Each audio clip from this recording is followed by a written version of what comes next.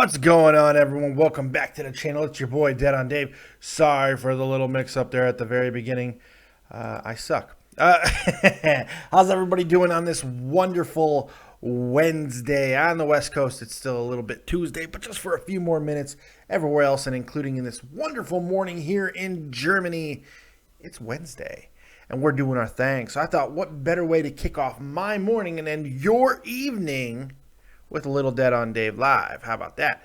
A lot to talk about, a lot I wanted to get into. I noticed a couple things in all of the wrestling world that I was reading that made me want to get up here and rap for a few minutes, talk, and get some things out. I also want to do the Dead on Dave Fantasy Football League Week 1 recap. So I'll be doing that as well. But we're gonna start this morning with a little wrestling talk, because I know that's what you guys really care about, is the wrestling talk. So let's start with that, because why the hell not? Wrestling repackages, man. They happen all the time. Sometimes we don't even notice them. Sometimes they're very drastic.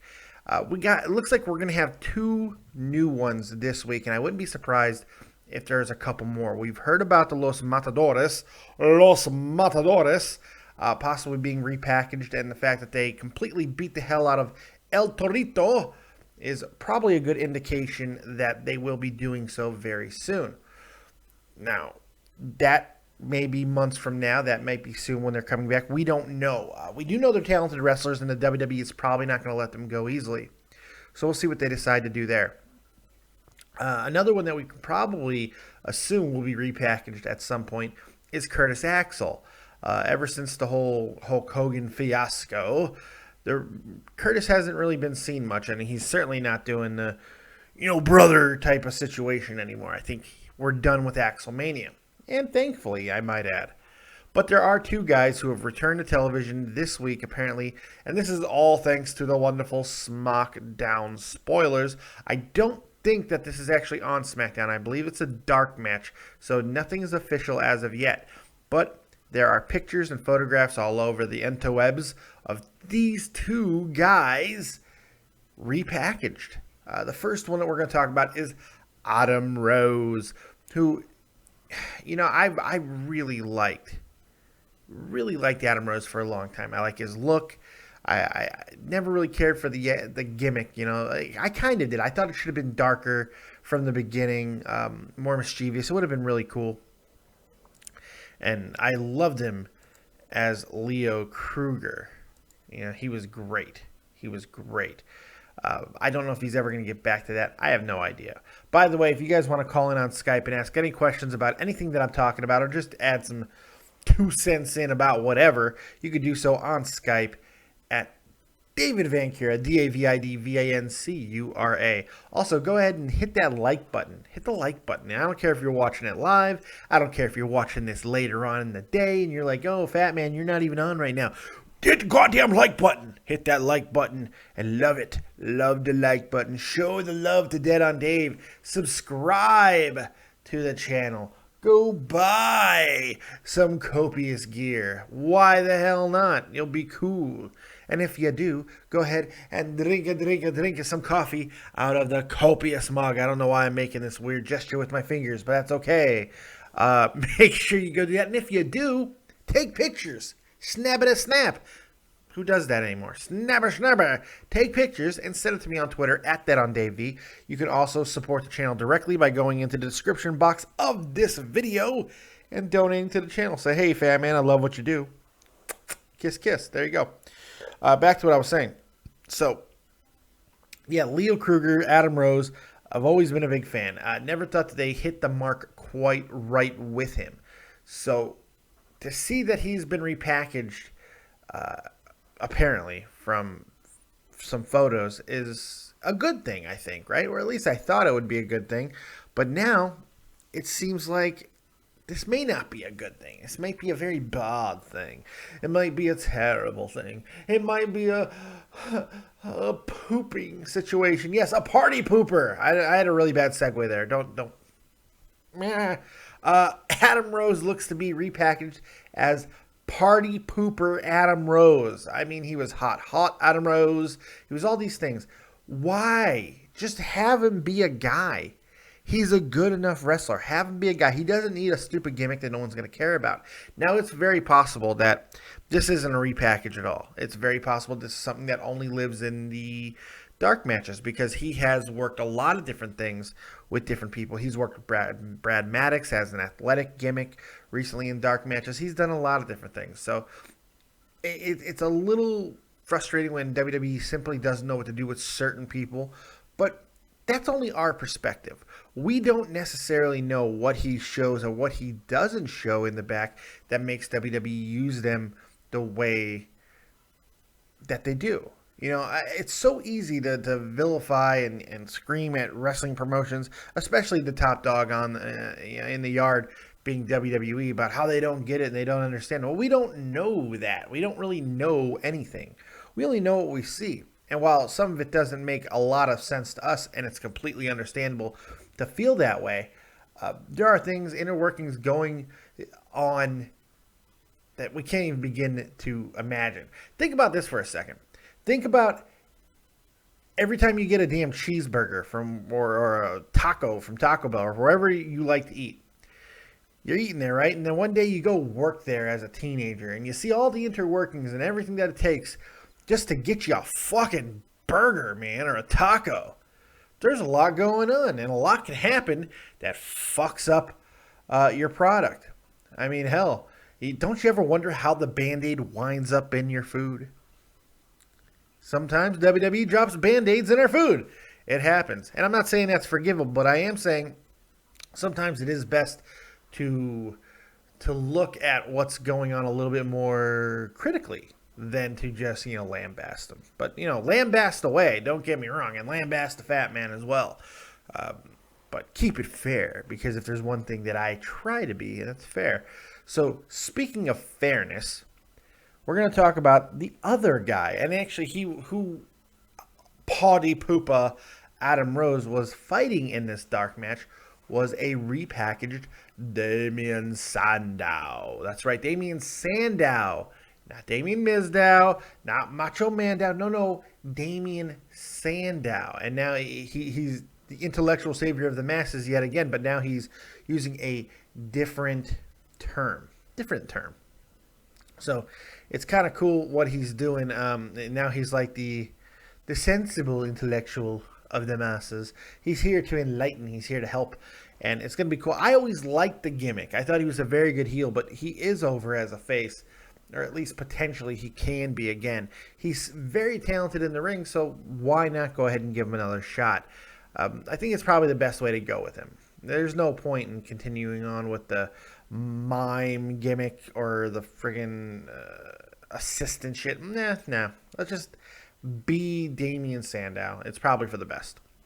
So we got those two guys repackaged. I think that's pretty cool. I am enjoying the fact that they're not giving up on them. So there's something to be said for the fact that they're not giving up. They could just easily cut ties and have them go away. They've kept them off TV this long, so bringing them back indicates that they at least see something that is useful, whether it be in a curtain jerking capacity or a jobber role, whatever. They see something for them, and that's something. Because if we've learned anything from Cesaro, anything at all, it doesn't matter how far you fall, and Ziggler too, by the way, doesn't matter how far they seemingly bury you, there's always a way to climb your way back up to the top of the dirt. I mean, not the top of the ladder, but you can at least get back to surface level. We've seen guys do it. So don't stop believing. Yeah, that's right. If I sing anymore, I'll get sued by Journey. And that would be a shame. That's right. Okay. That's the repackaging stuff. Now, I want to talk about fantasy football, but I'm going to shove something else into this show here. I'm going to see, we got a turducken here. You got your pig, chicken, turkey all shoved in each other's asses because you're getting a little extra thing here. I'm a little mad. I'm a little upset. And I don't want to do a full-on movie review show. I don't want to do a full-on movie review episode. But I watched a movie last night. and I have to vent about it. I gotta talk about how pissed off I was over this movie. I watched Jurassic World last night. I watched Jurassic World, and it is absolutely horrible. Absolutely horrible. I heard some good things about Jurassic World, some redeeming qualities and all that. That movie is friggin' terrible. Oh, I'm a big Jurassic Park guy. I love Jurassic Park, love the mythos, love everything about it. Jurassic World is freaking terrible, man. The acting's horrible. Basically, you hate everybody in the film. That's the thing. And I hate the agenda stuff. Jurassic Park had it a little bit too. You know, don't tinker with science too much, or science might eat you. All that good stuff. That's fine. But the way they shove it in your face in this movie, we're all technological whores. We're so desensitized that dinosaurs can't scare you. So now they got to genetically alter dinosaurs. We got. I didn't even like Chris Pratt in this movie, and I fucking love Chris Pratt. He was a badass. Look, let me calm down a little bit. Oh, I'm gonna breathe, David. Look, there was some entertaining facets to the movie. I thought the dinosaurs overall looked pretty good. I thought there was some entertaining things to take away from it that where it didn't drive me completely insane. It was fairly entertaining, but as a movie, and especially as a movie with a legacy to Jurassic Park, this movie's horrible. I enjoyed looking at the hot redhead. She was cute. I didn't even bother looking at actors and actresses' names, to be completely honest, because I hated everybody so goddamn much. So I don't even remember their fucking names because I don't give a fuck. The hot redhead, especially when she started stripping down and making herself look all sexier, like that. Those kids were the most unsympathetic kids I think I've ever seen in movies. Unsympathetic. I could not give a shit if they were eaten and shit out by dinosaurs, fossilized, and then fucking a million years from now somebody genetically cloned them. I just didn't care for these kids. Who gave a shit? One was a little fucking I'm a genius little bastard, and the other one was an annoying kid who was creepily staring at girls so he could cheat on his girlfriend who loved him at the beginning of the movie. I love you so much. And what does he do? He goes creeping on all these other girls, staring creepily. Look, I'm going to stare at you. Does this mean we'll have sex? No, you creepy motherfucker. You drove me crazy. Oh my God, I hated it. Hated this movie. Hated it. Hardly any redeeming qualities at all. But I digress. I had to get that out. I'm sorry if I've derailed the show by doing it. I don't really care. I had to. Driving me insane. So let's go ahead and get back to the other thing. You know, before we get to fantasy football, let's take some questions because there is a couple people in here, believe it or not, that have actually asked some questions. So I'm going to take them now. And let's see here. Stephen Langerheim says, Dave, I know this won't happen, but when or if Kane shows up at Night of Champions as the third member, I would love him to bring back his original attire from the 90s, and if not, at least modernize it, but still scary. I think Kane, because he didn't show up on Monday Night Raw, it's becoming more of a possibility, at least in my mind, that he is going to be the third guy. We're going to have to suspend belief a little bit here because he left as a bad guy and all that stuff, but Kane coming back with the mask again, while we've seen it happen and everything and been there, done that, bought the t-shirt, whatever, it's always going to work a little bit. It's always going to do something, especially because they're going to need a monster to neutralize Braun Strowman. And so it's got to either be a big star with huge credentials or just a monster. And Kane kind of fits both, even though he's kind of a bitch at times. But we'll see what happens. It should be very interesting. It does seem like the kibosh has been put on Eric Rowan being that third guy. He is not ready yet to return to the ring. He is still hurt. He is, in fact, going back to NXT developmental. He's just going to Performance Center, I should say. He's going to work off some rust. He's not like he's going back to NXT, but he's not ready to return yet. So there you go. That should put the kibosh on that. I don't know. Well, maybe not. Maybe not. Maybe it will be him. Maybe it will be him. That's funny. Yeah, but I still hope it's Samoa Joe. Okay. BX Girl HS says, fuck. I was just about to go to sleep when I saw you live. That's right.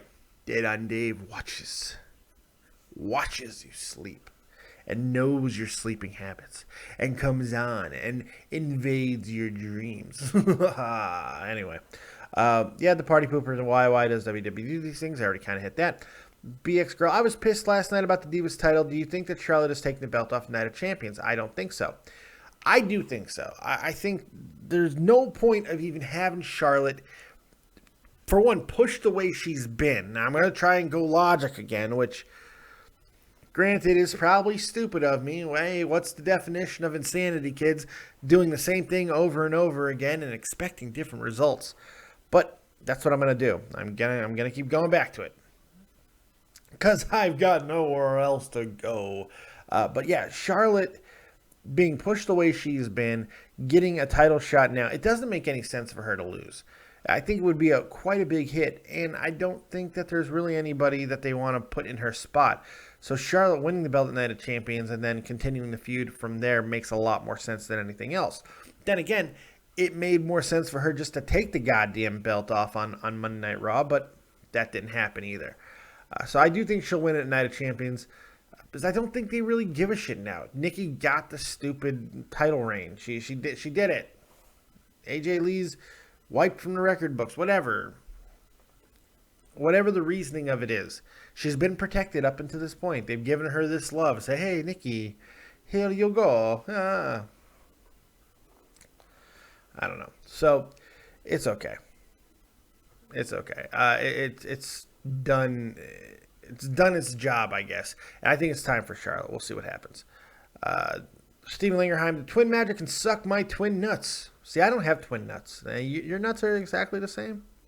Mine aren't. I got one that's like this. It's like that, and the other one's like that. But one was undescended, though, until I was 10 years old. Keep that in mind. It was trapped in a hernia, of all places. That's right. Getting to know you. Anyway, Steven Lingerheim says, bring back Paul Burchill and have him team with Adam Rose so they can be pirate booty hunters. No. Paul Burchill. No. Only if they bring back that hot chick with him. Like Katie Burchill. I think she went on to become Winter over in TNA. Did nothing with her.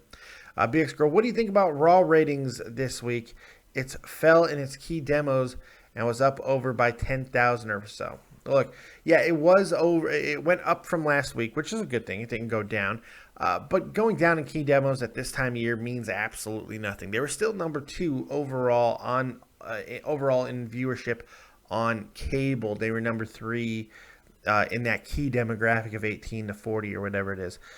It's really not a big deal. It doesn't really mean that much at this time of year because of the fact that Monday Night Football.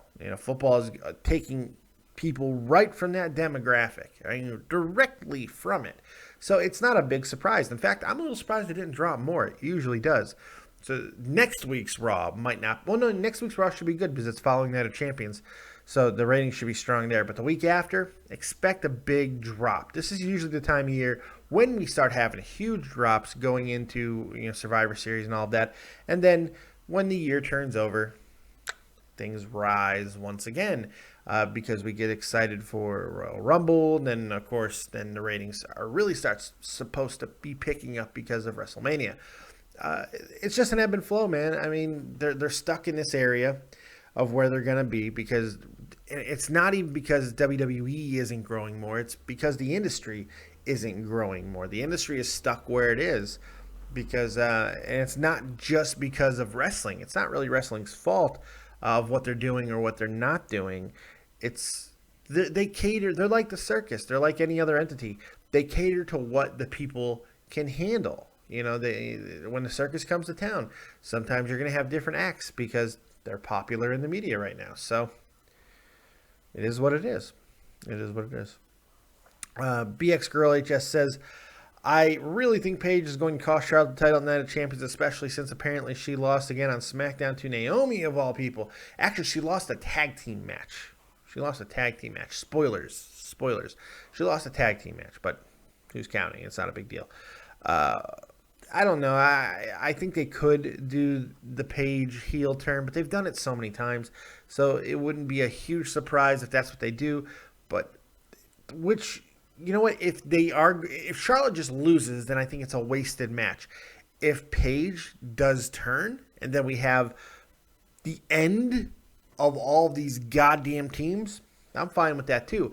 I don't think that's the way the WWE is going because they seem to like these teams for whatever reason. But if they go in that situation, it's the best possible outcome. And Charlotte doesn't necessarily have to win because we have a bigger storyline to talk about.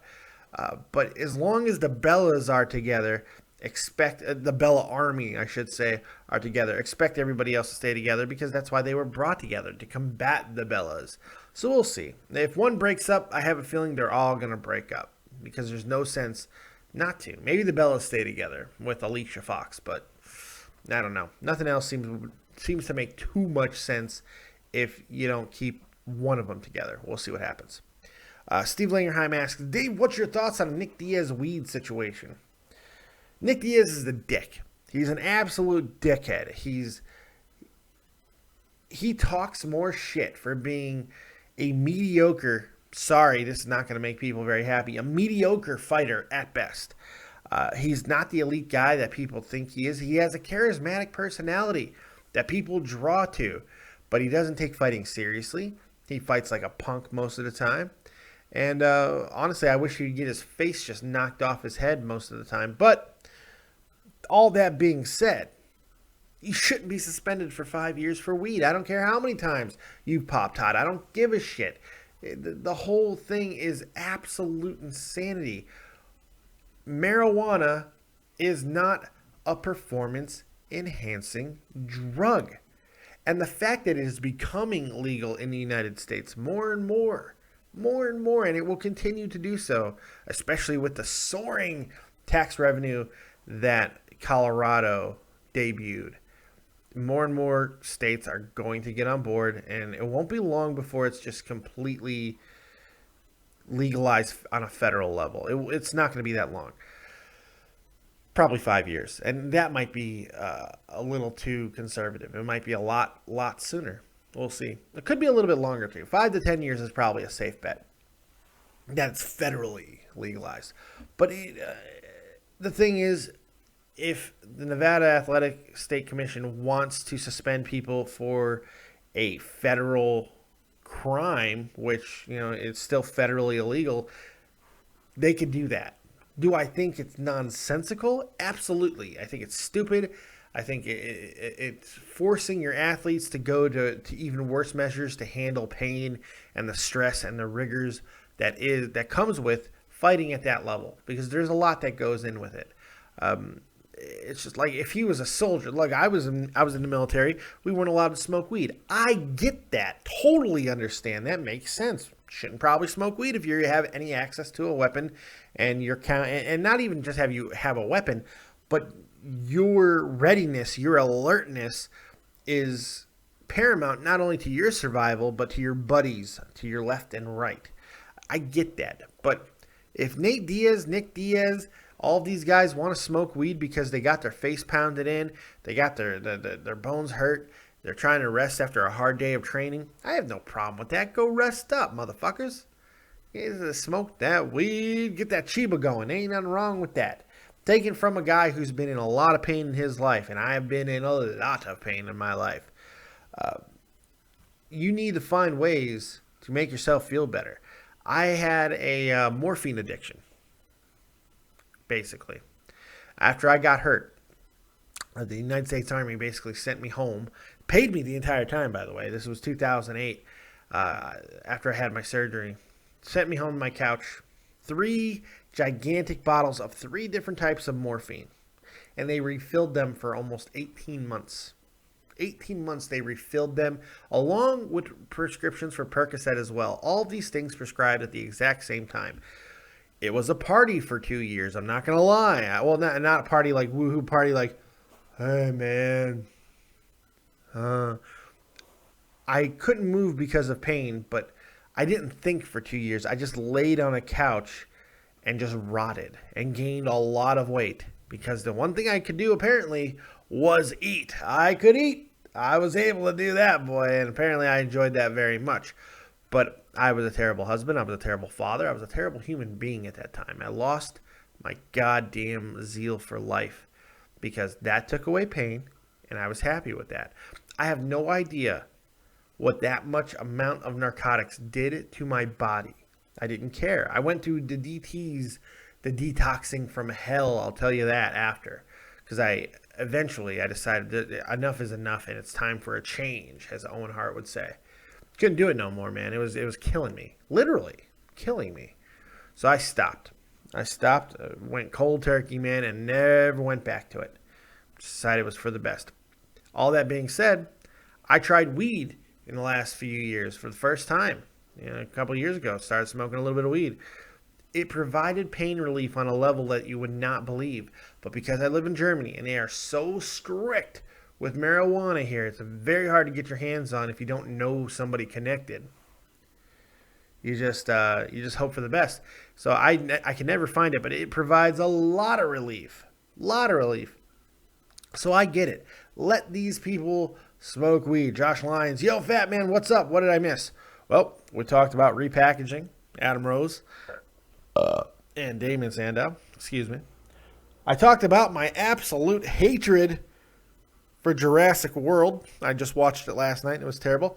And now I just told a personal story after answering a whole bunch of questions from people. I told a personal story about my battle with morphine a few years ago. So yeah, you missed some stuff, but that's okay. Let's go ahead and smoothly transition to something else. Because why the hell not? Why keep staying on one thing? Let's keep going. So I got another thing to talk about. This is the thing that I really wanted to get to. It's your Dead on Dave Productions Fantasy Football Week 1 recap. Let's get right to it. We're going to start with me. We're going to start with me and my victory. My victory over Wanna Luck, my minion. Yes, my first ever girlfriend is in this league. My first high school love is in this league. And because we've remained friends over the years, and she's in the league, and I whooped her. I beat her down. And I beat her down without even having James Jones in the lineup, which I had the foresight to go ahead and sign off the waiver line, but did not start because I didn't think he'd have a big game week 1. I was wrong. He had a huge game. But I won 93-60. Dead on Dave. 1-0. Boom, boom, boom, boom, boom. So yeah, that was a good one. That was a lot of fun. Let's see. What did she do wrong? Let's find out. What did she do wrong here? Let's see. Anquan Bolden did not produce for. Emmanuel Sanders did not perform. Jonathan Stewart. That's where you went wrong, kid. That's where you went wrong. Russell Wilson, not a great start there either.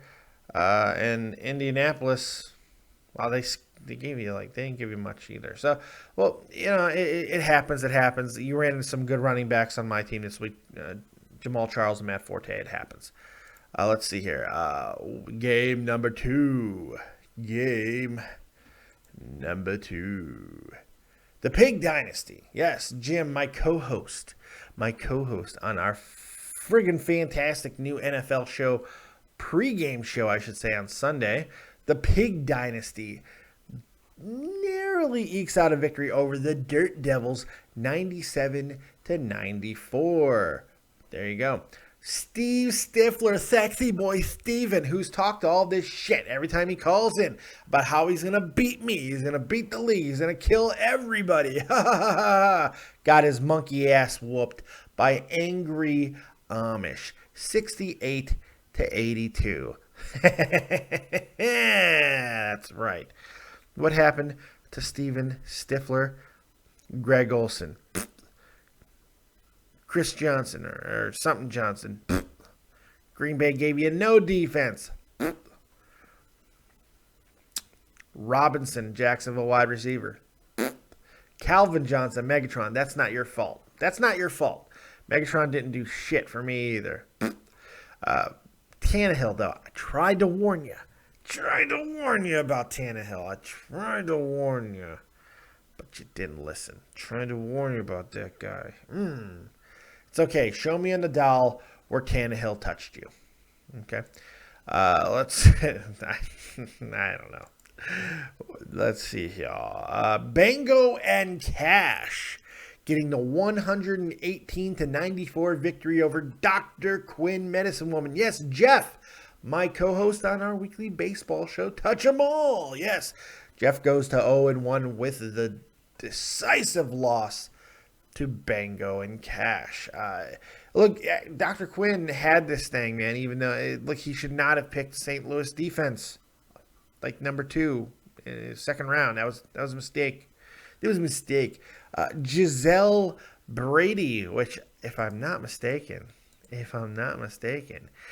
Black Mamba, got his ass whooped by Cam Newton's 40.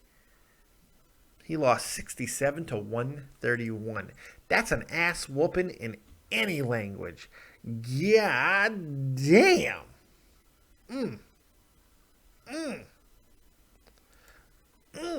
Yeah, let's see what he did wrong, because I like making fun of him. Derek Carr, yeah. Golden Tate, not your fault. Forsett, yeah. Crowell, yeah. Gronkowski did you good. Stills, yeah. It was a bad day for you, buddy. Black Mamba is terrible at fantasy sports. He's about to get kicked out of the Dead on Dave Productions Fantasy Baseball League. Well, I'm about to beat his ass.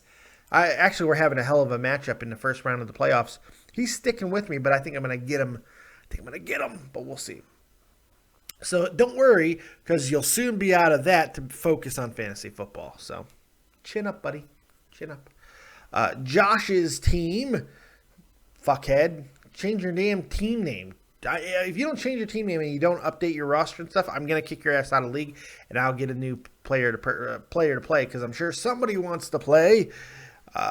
Change your fucking name. What the hell's the matter with you? He loses by the narrowest of margins, 85-86 to Shockwaves. Blank Gate beat the New York Glassjaws. Yes, that is legendary comic Jake Link in New York Glassjaws. He goes down to Blank Gate, 121-82. So there you have it. Your week 1 recaps. Let's go ahead and jostle through the week 2 things here. I play Jim, the Pig Dynasty. Want to Luck My Minion takes on New York Glassjaws. Stephen K. Stifler takes on the Dirt Devils. Bango and Cash takes on Angry Amish, a battle of undefeateds. Same thing with me and Jim, by the way. Josh's team, change your fucking name. And Dr. Quinn, Medicine Woman, someone's got to be 1-1. Woohoo! Giselle Brady versus Shockwaves, and Blank Gate versus Cam Newton's 40. So that looks like we have 1, 2, 3 undefeated matchups. So we're going to be cutting our undefeated teams down by half, it looks like. So at least in those 3 games. So there you go. Your Dead on Dave Productions Fantasy Football Recap. Oh, yeah. Oh, I talk shit. Stephen Lingerheim. Dave, what culture is saying ZZ has been signed at WWE Performance Center? They think he may have signed. Yeah, I've also read it in other dirt sheets that I actually trust. I don't really trust What Culture that much, but I do trust a lot of the others, and it does look like ZZ has signed. Now, that makes 4 people who have signed. Of course, the 2 winners, Sarah and Josh, and now Amanda and ZZ, all 4 confirmed signed with the WWE. Amanda, as a matter of fact, is already filming for Total Divas. So there you go there. Yeah, ZZ... You know, I didn't watch a lot of Tough Enough. I just watched his match with Cesaro. Oh my God, that was horrible. I didn't think Cesaro could look bad. I didn't think it was possible, but he did. He did. There you go. Josh Lines, trust me. I'm trying to figure out how to change it. Okay, tutorial time with Dead on Dave. Here's what you do. You go to your team. You go to your page. You click on My Team on the fantasy homepage, the league homepage. There's a bar at the top that says, the fantasy league, My Team matchups. Click on My Team. When you get to My Team, you see your little picture. See where your picture is? Right to the left of that. Right to the left. To the left. Your left. Yes. To your left of it is a little cog. It's a little tiny cog. It's easy to miss. And it says Edit Team Settings. Click on that and you can change whatever you like. You can change your name. You can change your picture. You can change your underwear. You can change anything you like right there. So there you go. Dead on Dave, helping motherfuckers out. Boom. I don't know how to change it on the phone. I'm going to assume the same way, though. So there it is. There it is. I think I talked about everything I wanted to talk about. Hope you guys enjoyed a little Dead on Dave live, late talk, early morning, whatever you want to call this thing. We got through some wrestlers being repackaged. We got through my hatred of Jurassic World. Even though I loved Age of Ultron, I also just watched that. That was great. Loved it. I'm going to talk about that at some point too. I enjoyed that quite a bit because I understand what it was. It is what it is. So there you go. That's all I've got, man. Thank you guys very much for joining me right here on Dead on Dave Productions. As always, you guys are incredible. I appreciate the support. I appreciate the love. Appreciate even the hatred. I don't care. So thank you guys. Make sure you're watching everything that's going on in the community. And check out Joe Cronin over the Joe Cronin Show. Tommy C, Shot from the Point, the most badass hockey podcast in all the known land. Make sure you check that out. Joe Cronin, as I said, him and I, we do our things. We do Monday night reviews directly after Monday Night Raw, and then I come over here and do my thing. We also do it after pay-per-view, so it's going to be a big week. Pay-per-view week. Woo, woo, woo. You know it. Also got my 1-year anniversary coming up on Monday. 1-year anniversary. It's been a hell of a ride. Thank you guys very much. I appreciate it. We're going to do something special on that 1-year anniversary at Dead on Dave Productions. Very excited about that. 1 year on YouTube, I should say. Been podcasting for 3 or 4 years, but 1 year on YouTube. So that's it. Thank you guys very much for joining me on Dead on Dave Productions. Like, subscribe, and share. Like it, subscribe it, and share it. Hit me up on Twitter at DeadOnDaveV. And as always, if you don't have talent, have talented fucking friends. We'll see you next time. Peace. Keep it copious, everybody.